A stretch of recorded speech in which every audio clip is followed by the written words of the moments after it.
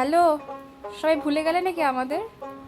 আসলে অনেক কটা দিন হয়ে গেল তো, তাই ভাবলাম ভুলে টুলে গেলে বোধহয়। বলছি কারণগুলো সব বলছি, ভিডিওটা একটু দেখতে থাকো তাহলেই বুঝতে পারবে। আজ আমরা শাড়ি পরে অনেক সাজুগুজু করে ইউনিভার্সিটি এসেছি। এ দাদু, দিল বিগড়ে ভিডিওটা। এত যে সেজে গুজে এসেছি তার কারণ হলো এইটা, আজকে আমাদের ইন্টার্নশিপের এক্সিবিশন ছিল।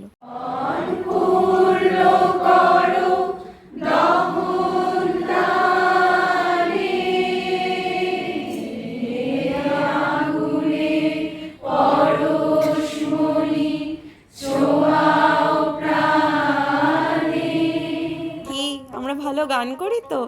আমরা কিন্তু ডান্স ডিপার্টমেন্ট। আচ্ছা, এবার বলি ভিডিও না আসার কারণ। এই যে দেখতে পাচ্ছেন স্যারেরা বিগত 15 দিন ধরে আমাদের ভিডিওগ্রাফি, ফটোগ্রাফি, এডিটিং এগুলো শিখিয়েছে। আর আজকে তার ডিসপ্লে, মানে আমরা যা যা ফটো তুলেছি সেগুলো আজ এক্সিবিশনের মাধ্যমে দেখানো হবে।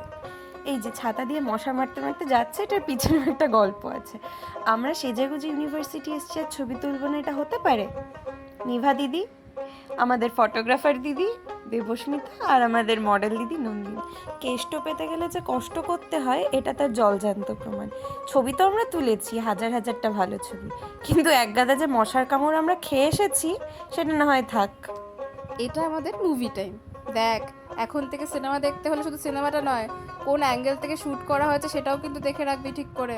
বলতো এটা কি শট? ওই তো, মানে হবে কিছু একটা। এই যে সবার সুন্দর সুন্দর তোলা ছবি। এটা আমি আমারটা কই? তোরটা লাগাইনি বোধহয়।